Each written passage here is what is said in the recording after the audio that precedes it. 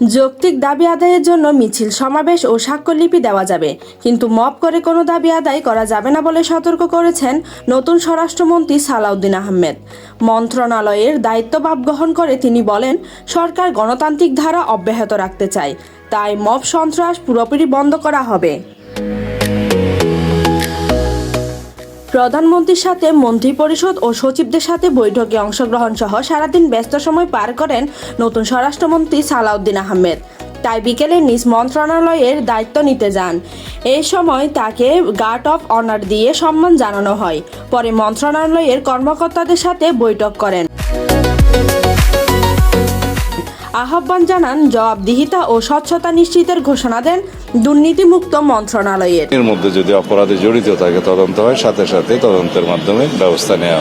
প্রশ্নের জবাবে স্বরাষ্ট্রমন্ত্রী বলেন, দেশে আর কোনো ধরনের মব চলবে না। বাংলাদেশে মব কালচার শেষ। মব কালচারকে কোনোভাবেই আর উৎসাহিত করা হবে না। দাবি দেওয়া থাকবে, যথাযথ প্রক্রিয়ায় উত্থাপন করবে, মিছিল করতে পারবে, সমাবেশ করতে পারবে, আইনানুগ সমস্ত ডেমোক্রেটিক চর্চা অব্যাহত থাকবে, কিন্তু দাবি আদায়ের জন্য মহাসড়ক আটকা, সড়ক আটকা, মব কালচার এটা সহ্য করা হবে না। সালাউদ্দিন আহমেদ বলেন, পুলিশকে জনগণের বন্ধু বানাতে হবে, পুনঃ উদ্ধার করা হবে ভাবমূর্তি। News desk, Hindus news.